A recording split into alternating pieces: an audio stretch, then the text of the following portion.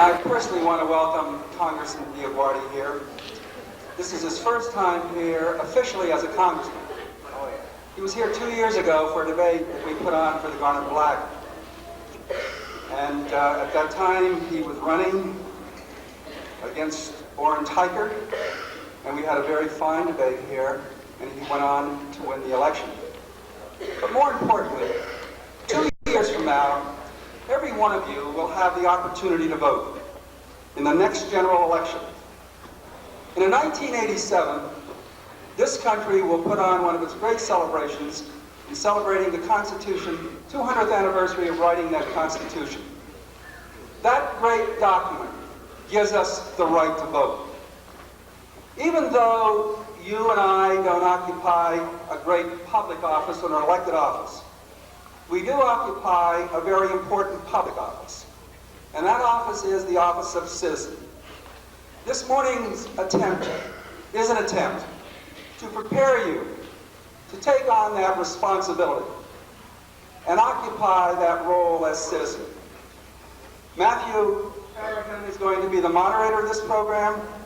We have a panel of government and history students who's going to ask questions to the congressman on great issues. And we hope that you'll participate and have an opportunity to ask questions after the panel has asked their questions. So it is a great pleasure for me to welcome the congressman and to introduce Matthew Harrigan. And also, Matthew will introduce the panel, and for me to have a panel of dedicated students who are interested in the issues and having our congressman here. Thank you very much.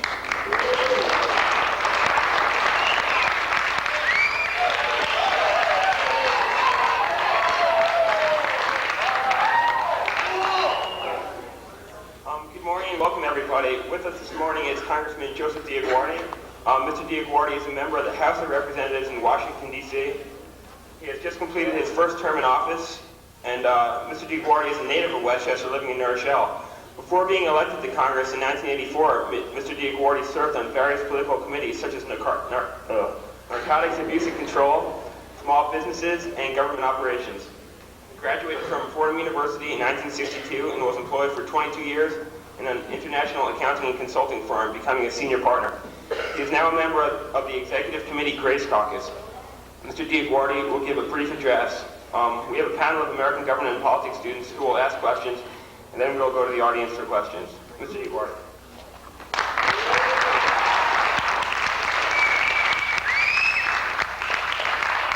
Thank you very much. Thank you. Good morning, everybody. It's really a pleasure to be here. I think one of the most exciting aspects of my work is addressing younger people, even people who don't have the right to vote yet, but who are fast coming up to it. It just seems to me that the most important thing I can think about is your role as a citizen and fulfilling the true potential of that role as a citizen, which is something that I concentrated on quite a bit before I was a congressman. And basically, if you know my background, or at least you heard part of it, I never ran for anything in my life before I decided to run for Congress. And that's not too usual. But what it says is that you can be what you want to be. If you have a vision, if you're determined, if you want to work, and I guess if the circumstances are right, that's important too. Many people ask me what it's like to be a congressman. And I'm now going in, Mario said that we're coming up to an historic time, and we're now approaching the 100th Congress of the United States of America. Every 2 years, this is the 100th Congress. I go back on January the 6th, and I get sworn in. And at that time, they give me a new pen. Many of you have admired this pen. This pen is an official congressman's pen. It's needed especially in Washington because when you have to run across the streets to vote, the Capitol Hill police spot the pen and they stop the traffic. My job doesn't pay that much, but it's got a lot of power to it, especially with these pens. But on the 6th, we get a new one. Every year they change the color and differentiate the Congress. Now, what I'm going to do this morning, Mario, is I'm going to speak briefly about some macro things, how it's like to be a congressman, what you'll be facing as you graduate either this year or next, and leave the substance of what's going on today, mainly to the questions and the answers, because I believe we'll get some very exciting questions here. But going to the issue of what it's like to be a congressman, because that question comes up a lot. It's a great feeling. I am your bridge to Washington. A congressman, a House member, and don't forget a congressman also includes a senator. So, but a House member is your bridge from the district to all of those very arcane, large, complex agencies in the federal government. We have 18 major federal departments and agencies. And you know some of the federal services, Social Security, Veterans Benefits, Immigration. Well, in my office in White Plains, I have experts in those areas. And when you or your parents or your friends and family have a problem, if you need a visa, if for some reason your grandmother is not getting her Social Security benefits, or whatever, what you can do is come to me, and somebody in my office will try to attend to that. If it's such a complex issue, or if you're not getting the right result, then what happens? I get involved. My staff are smart enough to know when to position me, and I get on the phone with the commissioner or with the department head, and I get action. Because when a congressman gets on the phone, you can't believe how fast things move in the federal government. And there's a good reason for it. They know that they get their money from Congress. We fund those agencies.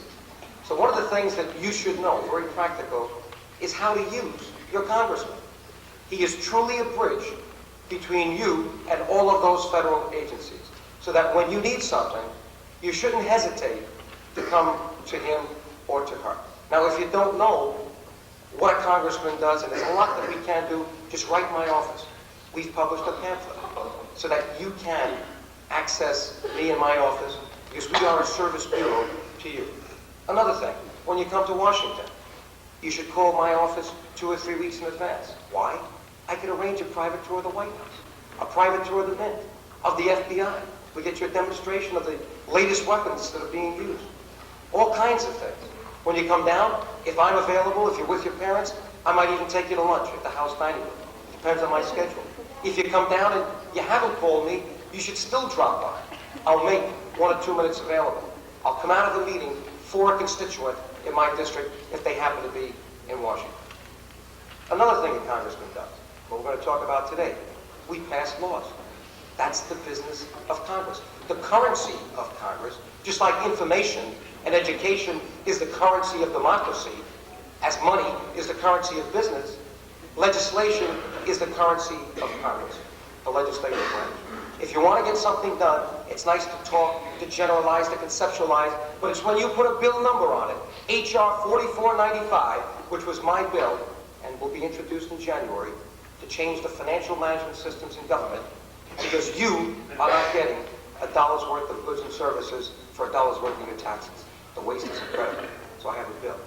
But the important part of my job is to understand the problems of the district and of the country, and to either sponsor legislation, where I initiate it, or to co-sponsor legislation where other congressmen initiate it. And then we go through the legislative process. And a lot of my time in Washington is spent in that process. Now, do you have to be an attorney to be a legislator? No. I don't have a law degree. I don't have a master's degree. As you heard, I'm a certified public accountant. And by the way, there are only 4 CPAs today in Congress, including the House and the Senate, at a time when we're trying to balance the books. It seems to me we need a few more business types. We have 251 attorneys. I think we have to balance that somehow. There are 535 members of Congress, 100 senators, 435 House members. I think you know by now the checks and balances that are there. I have a 2-year term. The senator has a 6-year term. The president has a 4-year term. And I think it's working quite well, even though some consider 2 years too often to run. When you consider that theoretically, if the public gets mad enough and concerned enough about something, by changing 50 seats in the House every 2 years, if they wanted to, they can change the balance of power in government. So yes, it is difficult to run every 2 years. But theoretically, we need that as a check and balance in case somebody or some institution goes off the deep end. You, as citizens, have the right to participate in government every 2 years and make a difference if you want to. One of the crises we face today is that citizens aren't participating in government. I have 550,000 people in my district. You know how many people are registered to vote? About 250,000. You know how many voted in the last election? About 140,000. And it seems to me it's going down. When Andy O'Rourke ran last year for his county executive seat, it was the lowest turnout in the history of the county, something like 50%. So what that says is if half the people approximately are registered to vote and only half are voting, that means that 25% of the people are determining what's happening in their district and in Washington. That to me is sheer nonsense and lunacy. And you keep listening to Mario Sachs and all the teachers that you have for government and civics. Make sure that when you get out, you vote. Register immediately and vote every year. That's a right that you have that you should not take for granted. If you saw what I saw, countries that don't have that right, you'd know that we took it for granted. I always say that these freedoms that we have, these rights, are like our teeth. You don't know that they're there until they start hurting. You take them for granted. But look at the Soviet Union. You can't study religion. You can't practice religion. You can't assemble. There's no two-party system. You have nothing. And yet, every day, we take for granted the right of assembly. And I, as your elected official, can stand in front of you. You can question me on anything. You can take me down left and right. And no one would ever say that you can't do that. That's the beauty of a democracy. It's an open system. I like to tell this story about what it's like to be a congressman. When you run for major office, your name goes up in lights. People who you haven't seen for years come out of the woodwork. Now, my dad had a grocery store in the Bronx before we moved to Westchester County when I was 15, 16, about your age. And I used to deliver orders. And people who I haven't seen even from that time. My mother gets a call from a Mrs. Barbera. She saw my picture in the paper. She says, "Is that boy that used to deliver my orders on Tremont Avenue?" Yes, 1951, 52, 53. I go to the train stations. People come up to me, "Aren't you the guy that hired me and Arthur Anderson 20 years ago? Didn't we work together?" Yes. I think the nicest story, though, was a restaurant about a year ago. I was staring across the room and I caught the eye of this elderly gentleman. It turns out he's 80 years old. Not being bashful, I went up, introduced myself as a congressman. He said, "You know, I know you, and it's not because you're the congressman." His name was Harry Sternberg. I said, "Harry, I know you too from someplace." So we started to compare notes. He lives in Scarsdale. I live in the north end of New Rochelle with a Scarsdale address. There was no connection. He's a CPA, I'm a CPA, and we started comparing professional society activities. Still no connection. Now I'm going back chronologically in time to all the charities and civic groups that I was on the board of, the Boy Scouts, the Phoenix House, American Cancer Society, Boys Towns of Italy. Through the 70s, no connection. And now I'm in the 60s, and I'm thinking, can I know him from Fordham Prep or Fordham University? No. I take one good hard look at him. I say, "Harry, by any chance, were you a member of Elmwood Country Club in 1958, 59, 16, 61? He said, "Yes." I says, "Harry, I'm Joey the waiter." True story. I was Joey the waiter, worked my way through college.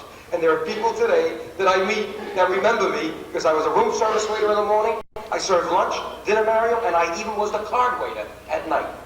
And I made a lot of money in those days. So don't be afraid to be a waiter. From a waiter, you can go to a congressman, if you want. Remember the 10 most powerful words in the English language are only 2 letters each. When strung together, they go like this. If it is to be, it is up to me. You can be what you want to be. Now, you're going to face one of the most interesting experiences of your life coming up, choosing a career. Should you be concerned that you don't know what you want to be right now? No. I didn't know what I wanted to be until my senior year in college. And even then, I thought I was going to go to law school. I took the law boards as a junior. They started the afternoon, morning, and I wanted to be an attorney. All the sons of immigrants want to be either lawyers, attorneys, or something important. Okay? My dad came from Italy. Poor boy, 15 years. Ellis Island, 1929. Couldn't finish school. He went to the 3rd grade in Italy. Opened up a vegetable store in Harlem. By the time I was born in 1940, that was a grocery store. This is not the story of the DioGuardi family. It's the story of America. This is the land of opportunity. You don't need to have all these degrees if you want to become successful. But if you have them, you've got a better opportunity to become successful. But the real test lies with you. But don't be concerned that you don't know what you want to be, because in senior year, when I got to the point where I thought I was going to leave for law school, my school starts an internship program and sends me a 104 to the accounting profession because I had good marks in accounting. Because when I was a freshman, a friend's father, who was an attorney, said the highest paid attorneys in our shop are the ones that have the accounting background. So I switched from economics to accounting, never knowing that I would become a CPA. What's the point? The reason I was chosen to go on the internship program was that I ranked 4th in the school. I had straight A's in philosophy, English, and I did well in accounting. And they wanted me to represent the school. So I went on the internship program, was so impressed with what I saw, I decided to put off my law degree. I thought maybe I'd go at night, and I then bore down, took the job with this firm, Arthur Anderson, and I liked it. 10 years later, I became a partner at the age of 31. 12 years after that, I ran for Congress. Now, did I know when I was your age what I was going to be? No. But what is the message? The message is be prepared for opportunity. I did well in school. I did well in courses I didn't like. In senior year or in the prep, high school, 4 years of Latin, 3 years of German. Did I like 4 years of Latin? No. But you know something? Thank God I took 4 years of Latin. Because English, basic groups. Did I like my teacher there? Maybe not. But I made a deal with myself that whether I liked it or not, I would do well in everything, because there would be a day when I wanted to choose to do something that would be a permanent record that could hold me back from doing what I wanted to do. So the message to you is, as you get into college, perform well at everything you do. Keep all the doors open. Keep all your options open. Because there'll come a time when something will surface and you'll say, hey, I finally decided that's what I want to do.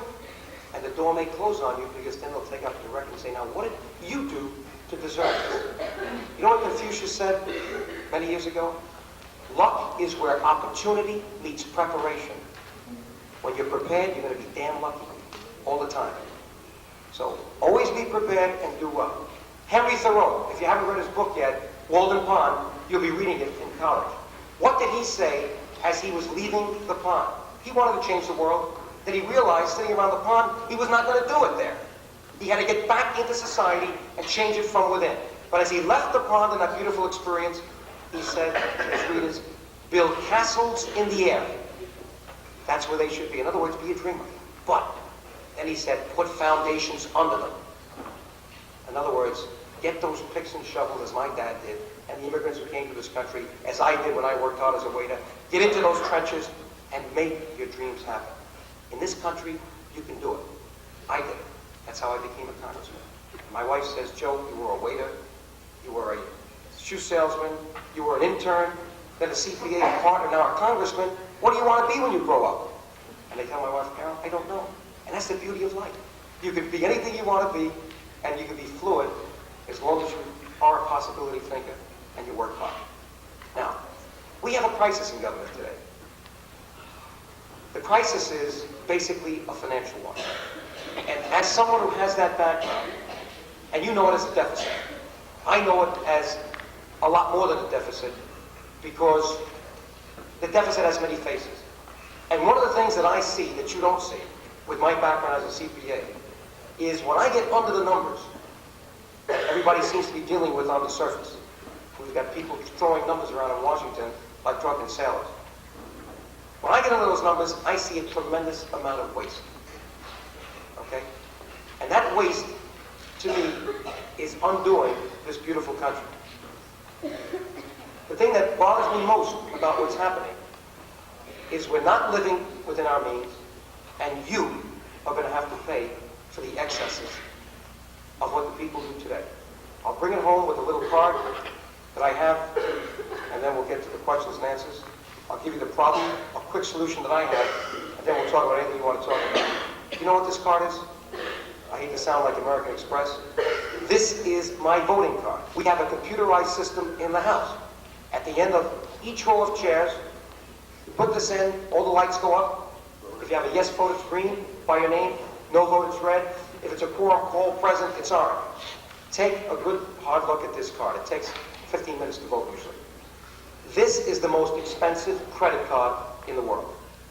This card has no limit. At least it had no limit until Graham Rudman. And that's if Graham Rudman works. The point is, when you or your parents or your mom and dad get a call from their credit card people, whether it's American Express, Diners, MasterCharge, and they've reached their limit of $2,000 or $5,000 or whatever, they know that economic reality has arrived. They sit down with the family, they readjust the family's budget, they might defer a vacation, they do something. Not with this card. We reached $2 trillion in debt last year. Did we stop? No. We kept raising the limit, raising the debt ceiling. We're now up to $2.2 trillion. And this year, we again expect an annual deficit of $200 billion. Now, people say Graham Rudman. Graham Rudman was the best thing that ever happened to this country. Not that it was across-the-board cuts. Nobody wants across-the-board cuts. But if you hear all the political rhetoric and nonsense, they were trying to identify Graham Rudman with across-the-board cuts. That was the sort of Damocles that was there, in case congressmen didn't do their job. But you know why Graham Rudman was great and still is great? It's a 5-year plan. It's the first time that I've seen a strategic plan in government. All it says is, hey, we got a problem. We have a $200 billion deficit. By 1991, the annual deficit should be zero. We should be living on what we raise in tax revenue. We can't afford to pass this legacy of debt to our kids because the estimate is that by 1991, if this continues, 41 cents of every dollar, revenue dollar raised, would go just to pay the interest on the national debt. Can you believe that? That would then become the largest federal program. And interest comes from the poor to the rich because they can afford to buy the bonds. And in many cases, the interest is going offshore. The Japanese, who are now taking the interest money and buying the Exxon building, buying farmland, we're decapitalizing the country right underneath your noses. This is not the legacy I want for you. So Graham Rudman, all it said was, take the $200 billion and next year, make it 160. 20% a year, ratchet it down for 5 years, then 120, and then 80, so that by 1991, the annual deficit is zero. Does that mean we're paying off the debt? No, hardly. That means that we've got to add next year to the 2.2 trillion, 160, and then 120, because we're ratcheting it down. We have a deficit every year to 1991. That's if it works. We're heading towards $3 trillion in debt. And that's what you're going to have to pay off. You want to talk about taxation without representation? You can't even vote. But you are being given debts that you're going to have to pay because this generation can't live within its means. And if I were you, I'd be damn mad. And make sure that you get out and vote in 1988. And if that's an issue for you and you learn more about it, vote your conscience. Understand what the people are saying. See whether or not they're trying to run the country the way it should. Now, how could things like this happen? How could we have a $2.2 trillion debt? I think a lot of it has to do with waste. We don't run government as efficiently as we should. Not that government should be totally like business, totally efficient. Democracy has to be somewhat inefficient to work. But what I've seen is mind-boggling. You've read it in the papers, the $7,000 coffee pot that the military bought, the $700 toilet seat, the $500 wrench. That's nothing compared to what I've seen. That's the tip of the iceberg. What I see is structural and systemic. It's a lousy management organization, a terrible system of accounting, 427 different accounting systems that you can't understand what's going on, incompatible computers, the things that have to change. And the worst of all, if you think $2.2 trillion is bad, that's the good news. That's what's on the books. You can't believe what's off the books. Because the federal government today is using the Mickey Mouse accounting system that we took New York City off of in 1975 when they almost went bankrupt. We did that as a price for the loan we gave them. Now, you don't hear this much, do you? You know why? There are not many certified public accountants who see it the way I do. CPAs, for some reason, don't run for office. I'm trying to encourage more to do it. As a result, you've got people in Congress today that don't have a good understanding of systems, of structure, of management organization, of procedures, of controls, of the things you need to manage $1 trillion. Because, ladies and gentlemen, this year's budget, believe it or not, is one big one with a T. $1 trillion. But we only raised $800 billion. The difference is that deficit. So if we don't get our arms around this pretty soon, this is going to be the major issue facing us in the 1990s. My solution to it, HR 4495. And Mario, I wish that we could get the kids to understand this, because you should be writing your congressman and your senator. Now, I'm your congressman, but if you know other people that have different congressmen, tell them, we heard this guy, DioGuardi. He makes sense. Is your congressman or is a senator on that bill? Did he co-sponsor Joe DioGuardi's bill, HR 4495, the Federal Financial Management Improvement Act, which for the first time would reorganize government to come up with meaningful accounting systems, come up with a chief financial officer with an umbilical cord into each of the 8 departments and agencies, an assistant secretary for financial management, so we can take financial information away from politicians. We cannot hold that hostage to politics. You deserve better. The key word is what? Accountability. When you buy a share of stock, the Securities and Exchange Commission says, hey, we will not let you sell a share of stock to the public until you give them an accounting statement, disclosure, and if you don't do it right, we can put you in jail. Fraud. But what does the government do? It sells billions of dollars of bonds every month, and you don't get one piece of paper that tells you the financial condition of the United States of America. Okay, with that, I'm going to just end on that subject. You've got a lot of questions here, but I wanted you to know that that's a critical issue.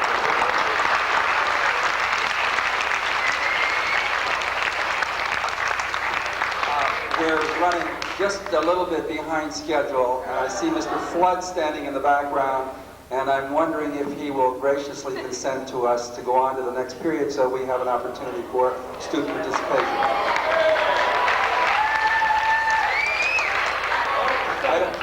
We'll cut it when we have to. Okay, thank you. We'll go on. Is that going on? Yes. I'd just like to introduce the panel of Hideo Yanni, Naoki Mori, Rob J., Beth Horseman, David Weiler, Paul McFarland, and Rob Zenneberg. And the first question will go to Naoki Mori and Alex Wicklund.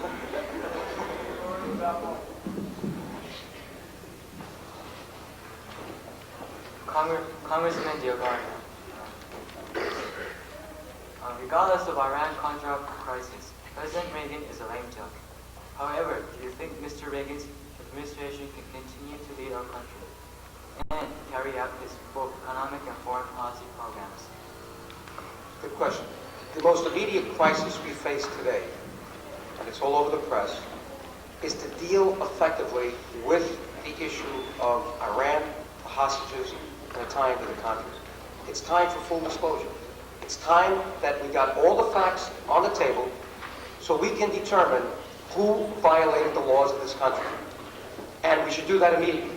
Because what's happening is, running the rest of this country, or the other issues that we face, like the budgetary crisis. A few weeks ago, we were going to talk about changing the biennial budgets, capital budgets.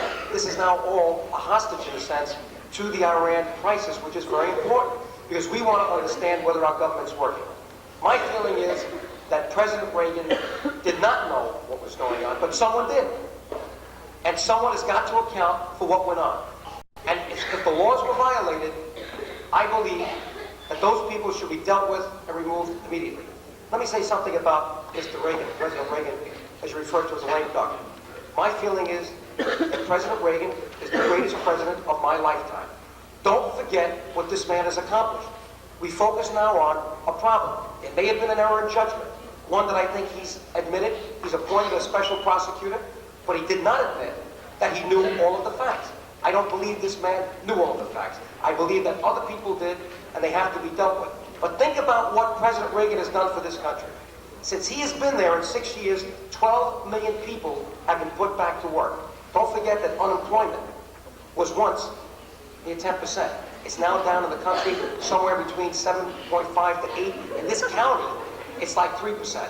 Interest rates, you may not remember this, 1980 were 21%.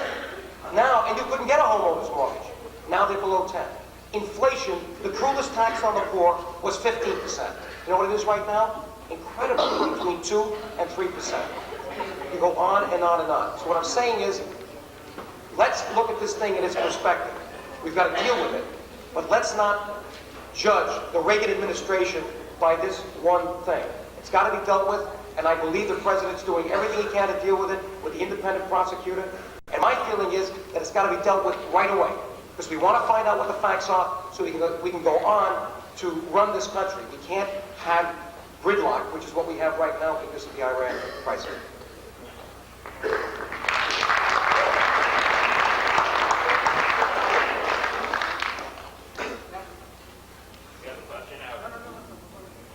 Okay.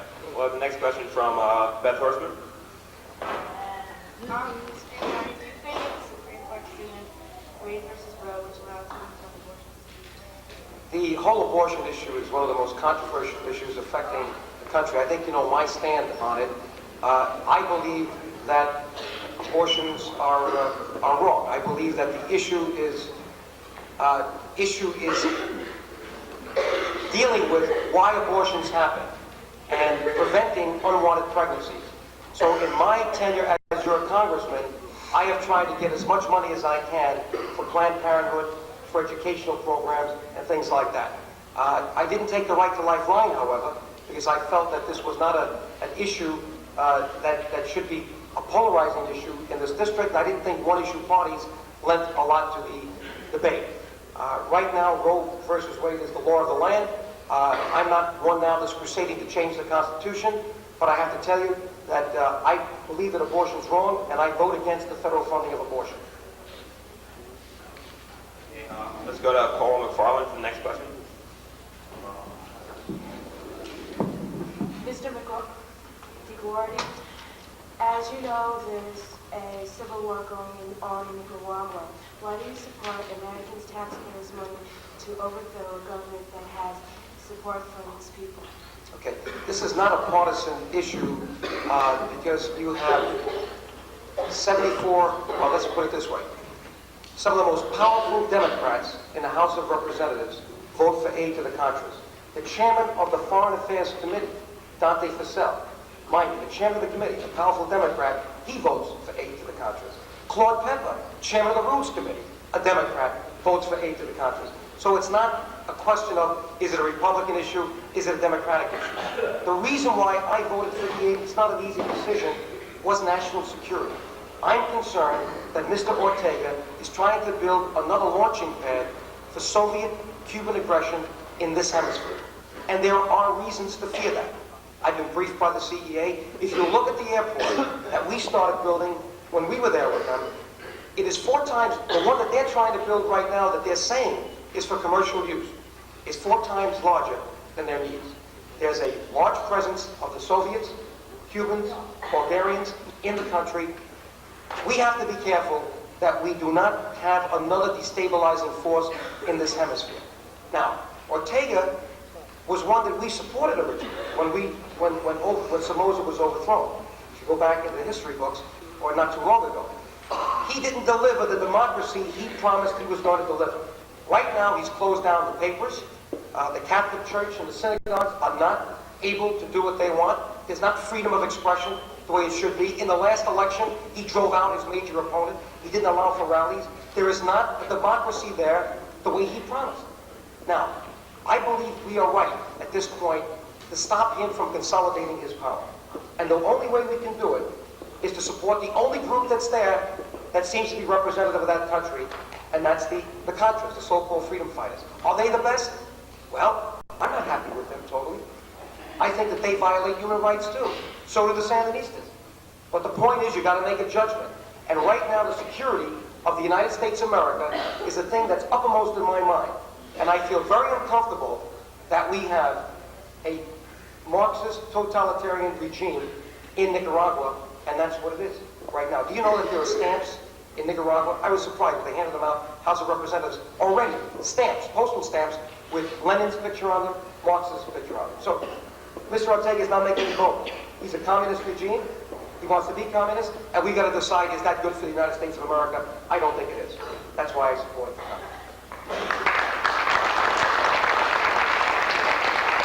Let's go to Rod Gage for the next question. Mr. DioGuardi, are you in agreement with our President's performance on the issue of SDI during the summit meeting?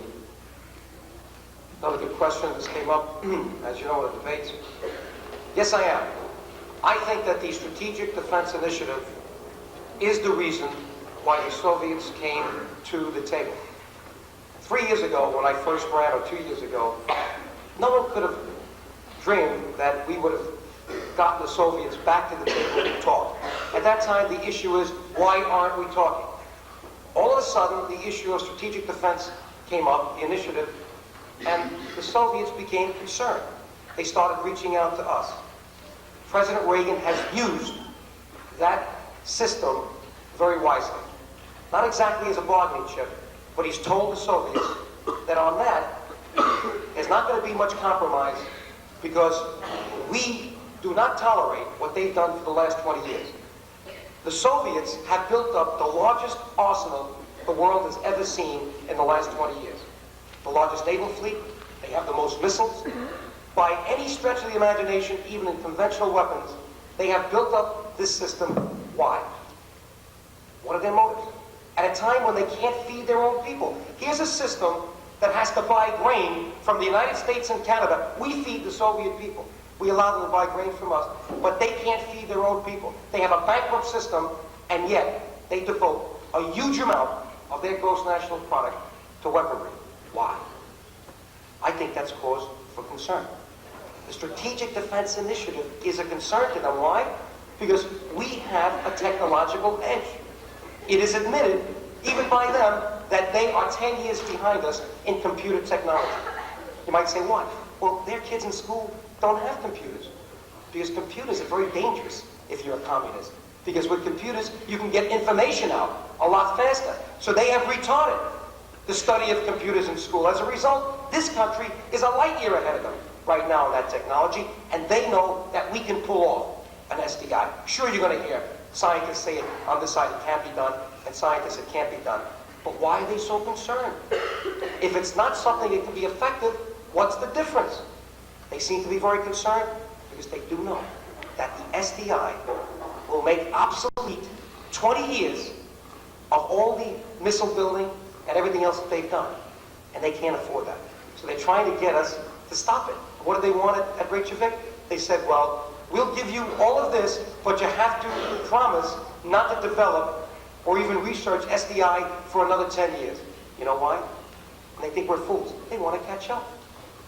They want to catch up. They don't tell us what they have. They know what we have, but they want to catch up. Can we allow them to catch up? I think the president did exactly the right thing. He sent them a message. Sure, we want arms reduction. We want to eliminate every missile. I'm not content with we have one nuclear weapon, because that weapon could get into the hands of a terrorist. And a nuclear war could begin not deliberately, but by accident, or some disaster. The point is, right now, we've got a very useful leverage point. It's called SDI, and I'll bet you that the Soviets will be back to the talking table again.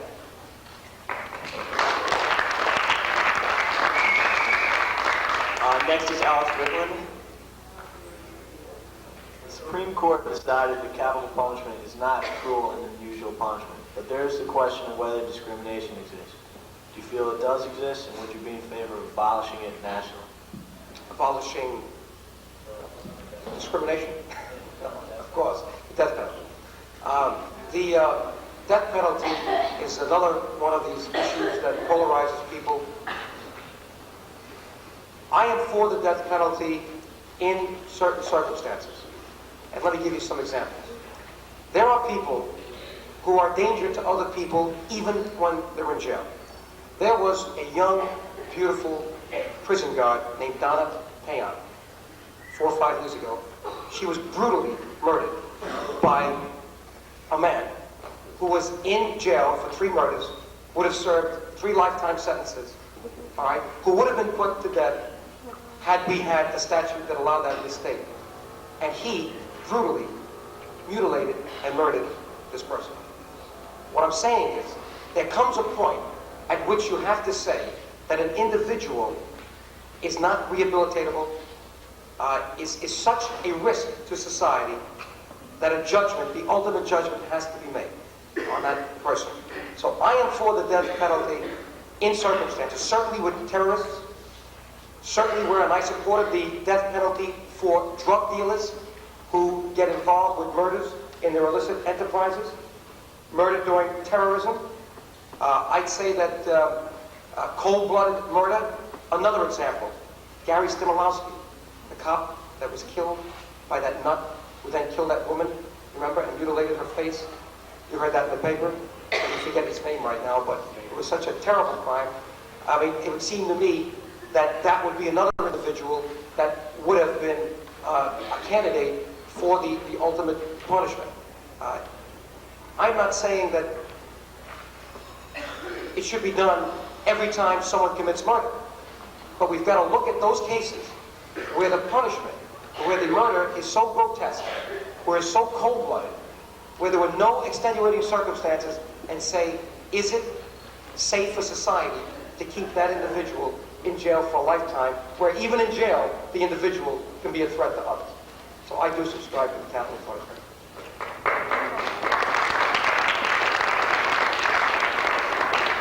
The follow-up question here is discrimination. I don't know where the facts are on that. You're suggesting that a pattern of information shows that there's discrimination because minorities are more subject to it than others. Well, I can't respond to that. You know, capital punishment is done on a state-by-state basis. And I can only tell you that if it were a federal issue, you can be sure that I would do everything possible so that discrimination would never enter into it. Let's go to Rob Zenenberg.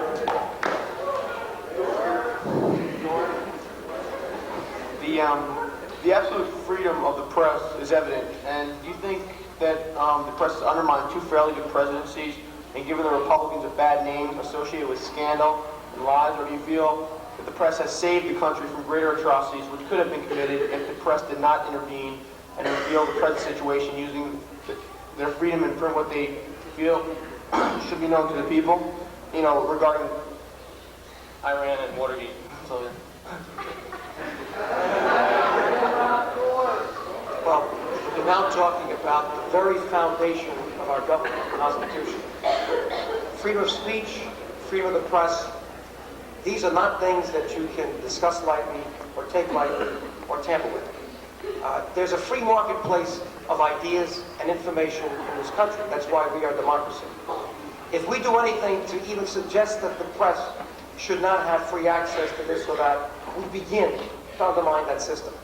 Now, there is a point at which I think it becomes counterproductive for the press to say certain things.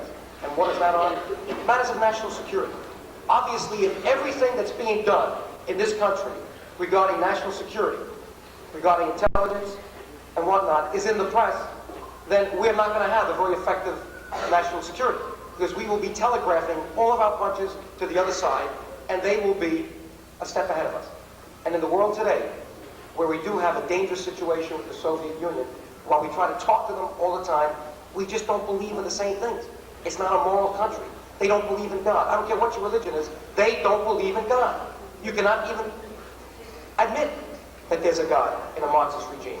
So under their philosophy, the end justifies the means. In our country, that's not right. We're very careful about the means we use to achieve that. So the point is this: we got to be careful that the press understands, and it can only be done by understanding, that there are certain things that are so important to the national security of this country that they should not be in the press. And I think many times they do respect that when they're asked by the president or others. Now in Iran, would I say that it should be done differently? No. I think that the press has served a useful role in bringing out information that now suggests that public policy is in question.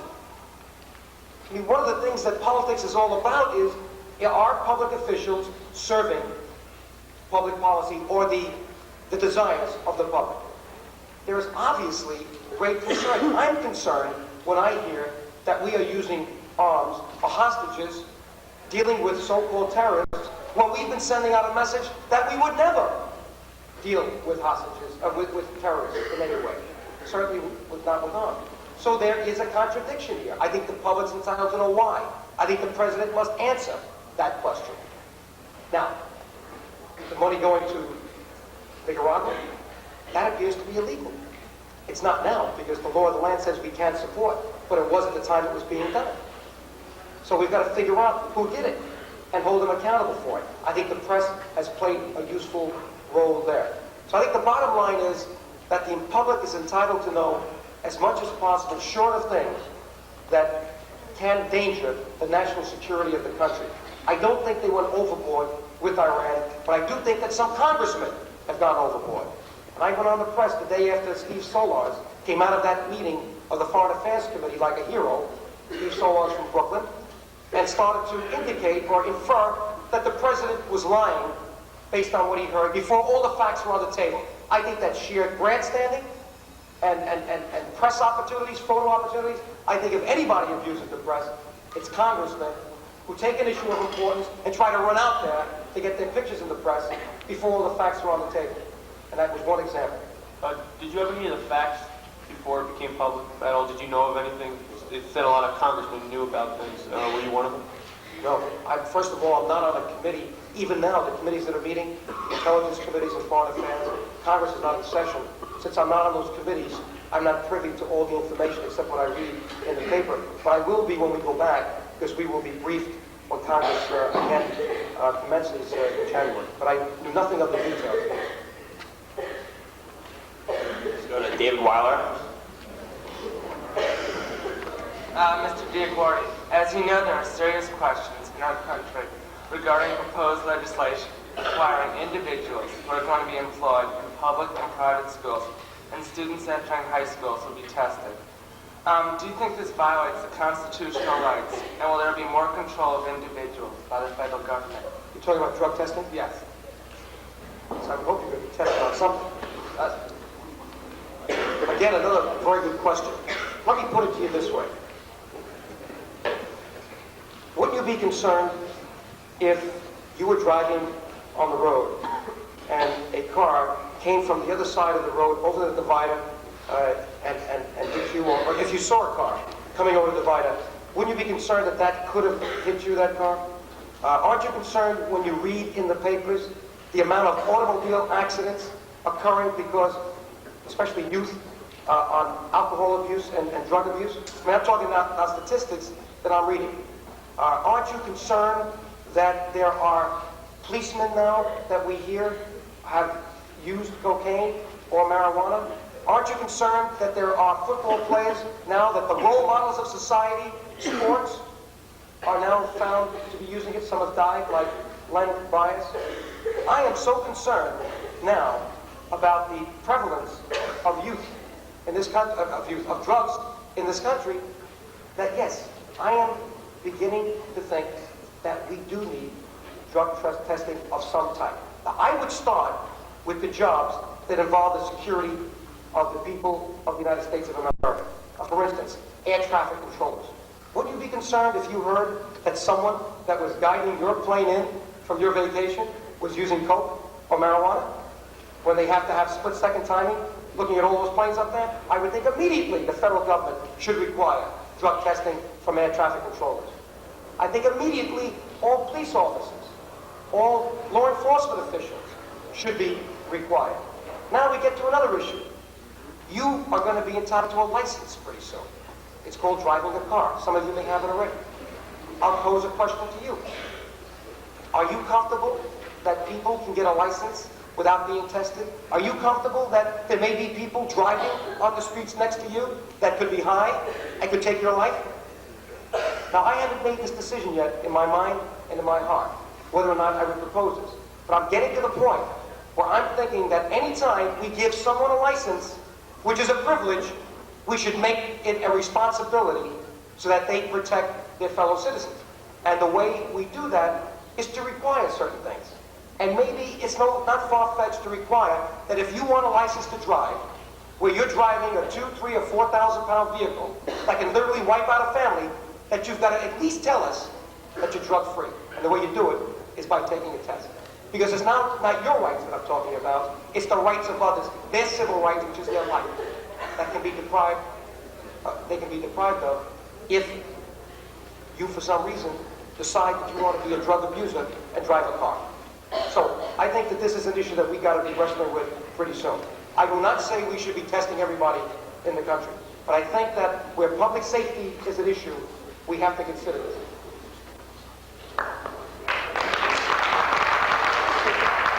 Next is Rob Maroney.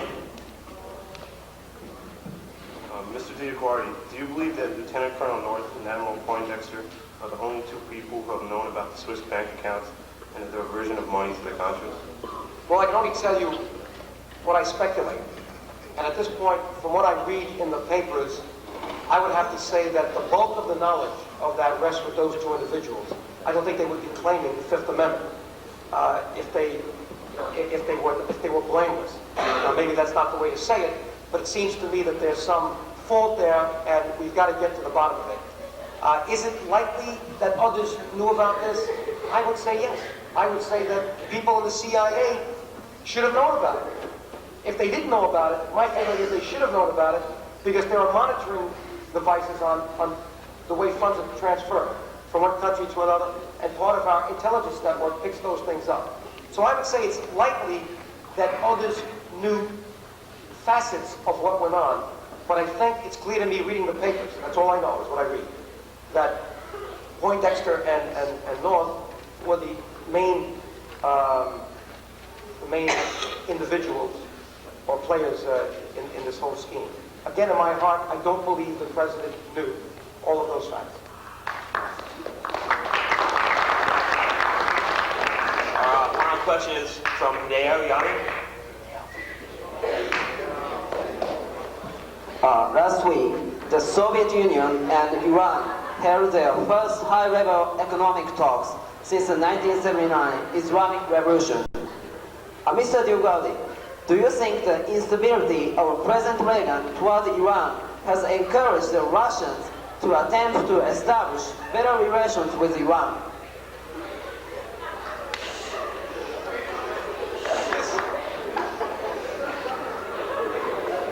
That's a very complex question, but you're talking so close to the mic, that's why you're laughing.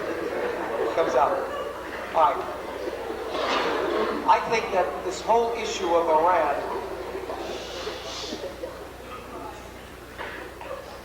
that part of the world right now is literally a tinderbox. It can explode at any time. We right now have a very difficult war being waged between Iran and Iraq. And apart from anything else you've heard, a lot of the world could be affected by the outcome of that war. Now, it's obviously to the Soviet Union's benefit to see what's going on right now, because the more our relationships are destabilized with that part of the world, the better the Soviet Union is. And Iran is a very strategic country for the Soviet Union, because right now, the thing that really stands in between the Soviet Union and Israel and that part of Africa is Iran. And don't forget that Iran has probably the world's largest supply of oil, maybe second to Saudi Arabia, I'm not exactly sure.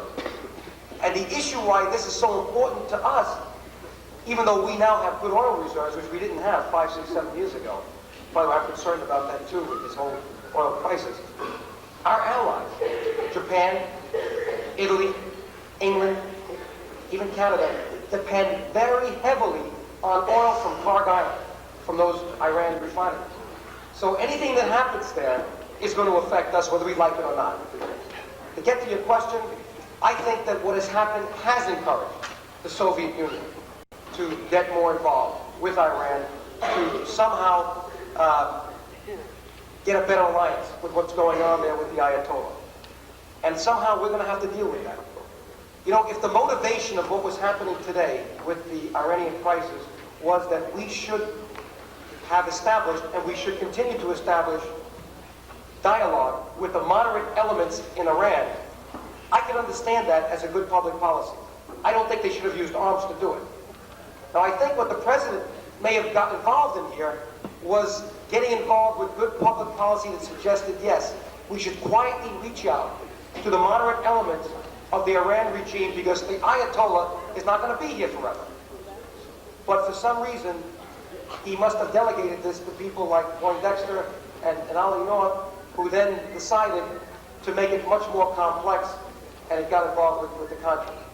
But I think we've got to continue to watch out for that part of the world and we have to be very concerned that the Soviet Union will use this opportunity to somehow destabilize that part of the world further.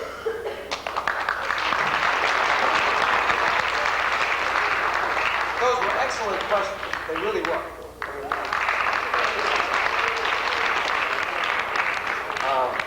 Thank you very much, Congressman DioGuardi, for answering those questions forthrightly and for that inspirational talk at the beginning. We are most happy to have you here this morning, and we will invite you back shortly.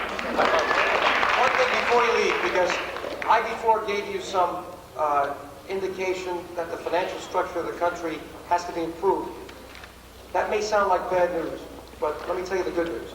This is the greatest country the world has ever seen. We're only a couple of 100 years old. It's the greatest social experiment in the world. All you have to do is look to the alternatives to appreciate how good this country is. We've got to improve it. Lord Acton said many years ago, and take this with you, capitalism is the unequal distribution of wealth. But he said socialism is the equal distribution of poverty. So this is the system that we have to improve.